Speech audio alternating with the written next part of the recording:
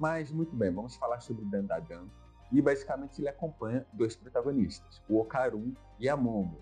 E basicamente eles se conhecem na escola, onde o Okarun revela que gosta de alienígenas, né? Ele está tentando fazer amigos ali, e a Momo não acredita muito nisso. Ela acredita, na verdade, em fantasmas, por conta da avó dela, que mais pra frente a gente vai descobrir que ela não parece ser uma senhora de idade. E aí, beleza. Só que aí os dois acabam descobrindo que existem tantos aliens quanto fantasmas. Então, o Okarun acaba sendo capturado pela vovó Turbo, né, que é a Granny Turbo, que é essa personagem que é uma fantasma que habita uma caverna. E ela, então, pega... Como eu posso dizer isso sem o YouTube me bloquear? Pega as partes íntimas do garoto para ela e ele fica sem, parecendo um boneco Ken dos anos 90.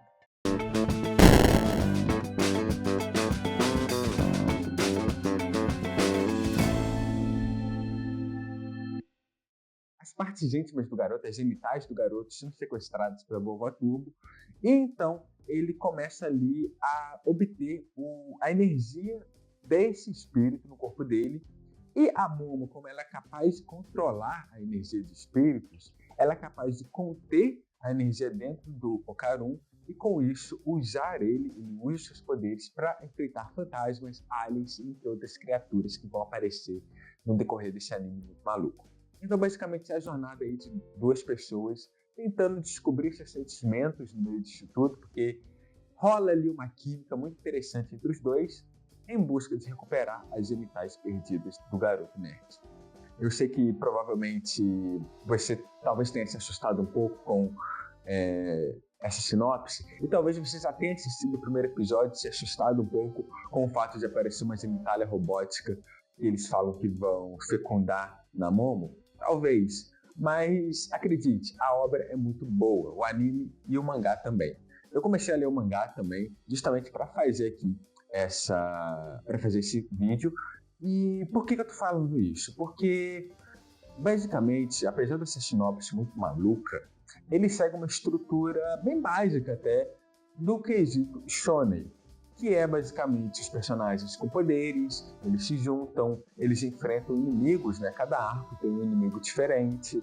A estrutura é bem similar ao que a gente já conhece.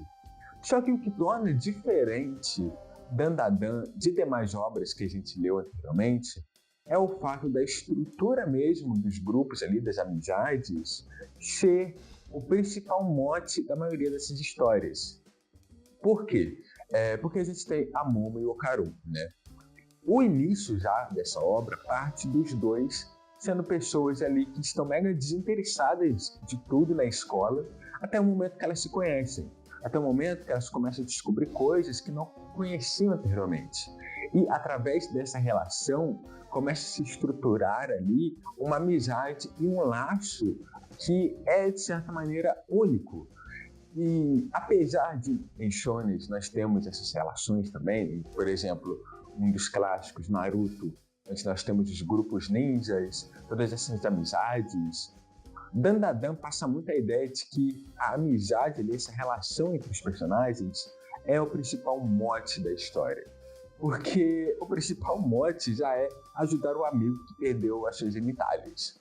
Então, quando a gente estende isso um pouco mais além, para outros arcos também no próprio mangá, nós vamos conhecendo pessoas ali que são desconexas da realidade, que acabam ali por N motivos não tendo relações com outras pessoas, ou tendo relações superficiais, como é o caso de alguns personagens ali que meio que passam a impressão de ser descolado e tal, mas na realidade não é bem isso.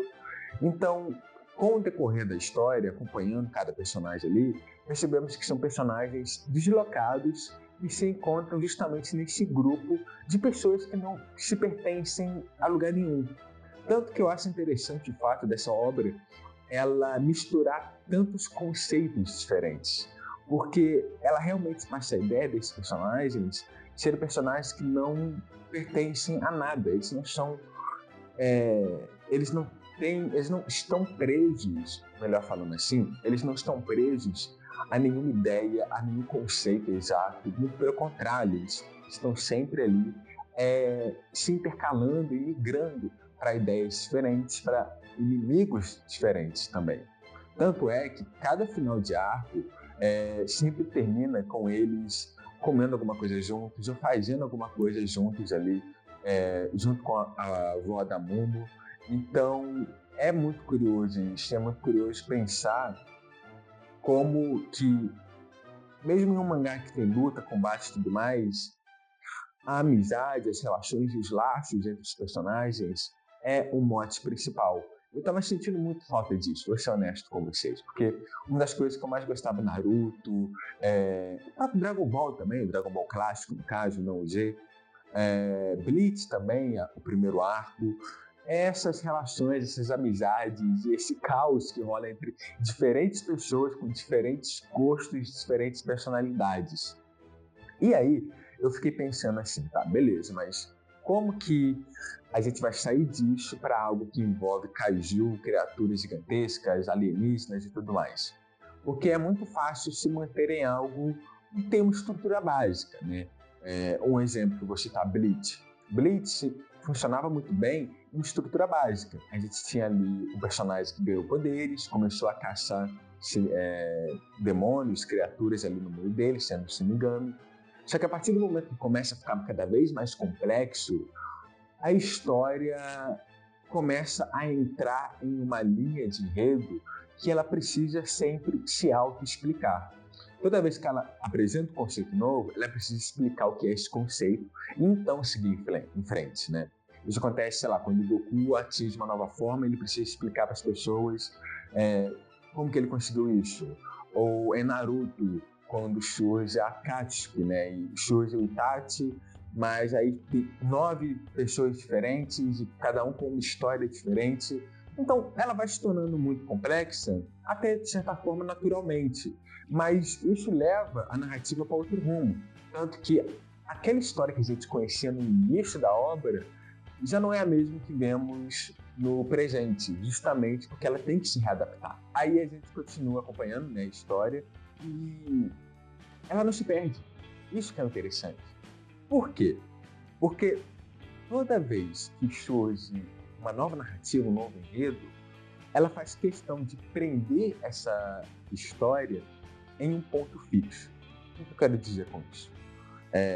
Tem um dos arcos, que eu não vou tentar dar spoilers aqui para vocês, porque ele é um dos mais populares, aí o pessoal tá volta me postando no TikTok e Instagram sobre, mas basicamente é um arco que envolve alienígenas e envolve diferentes inimigos, onde o Okarun e a Momo têm que enfrentar. Eles já estão com um grupo muito maior de amigos juntos, né?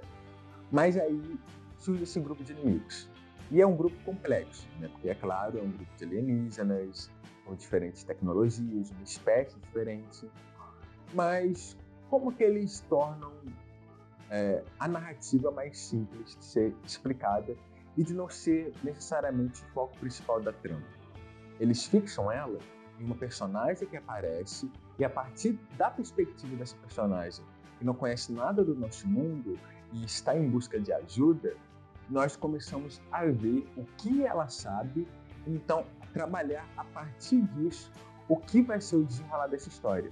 Então, nós temos o ponto de vista, que é o ponto de vista dessa nova personagem.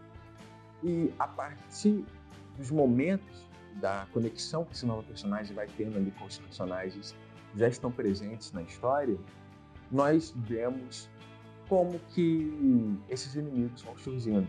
E é até, de certa maneira, prazeroso para quem está lendo, porque você meio que se sente recompensado.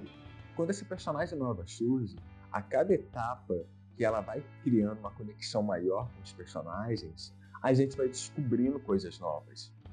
Então, é muito interessante ver que a autora, né, o autor, não lembro agora quem que é a autora, o autor, vacilo meu, eu sei, mas a pessoa fixa a história em algo que te faz ter um ponto de vista mais fácil para aquilo ali que está acontecendo.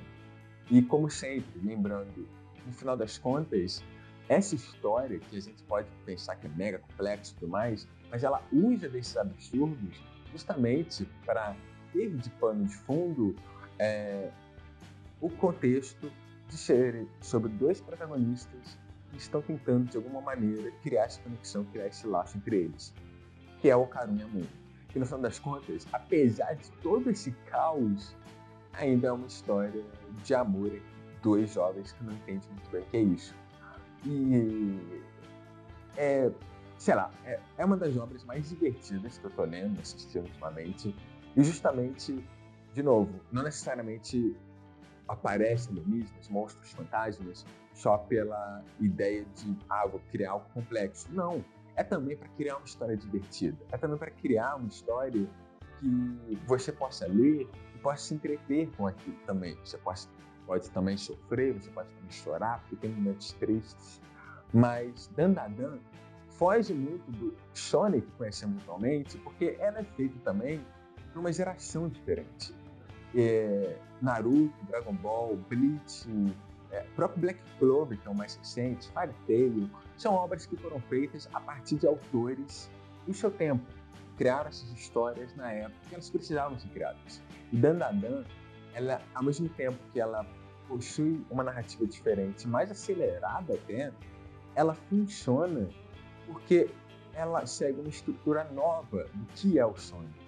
E no vídeo que eu falei sobre o final de Boku no Hero e também sobre Jujutsu Kaisen, eu falo, com o fim dessas obras que pegam muito de inspiração os clássicos da Shonen Jump, a gente vai ver agora uma nova leva de gênero shonen mudando esse conceito que a gente conhece. E Dandadan é uma delas. Tem também Sakamoto Days, que eu vou falar em outro vídeo aqui futuramente, quando sair o anime, provavelmente na Netflix, mas é muito bom. E é divertido, te entretém, é capaz de fazer você se emocionar, porque a gente acompanha esses personagens que são frágeis, que se machucam, que estão crescendo também, isso é muito importante.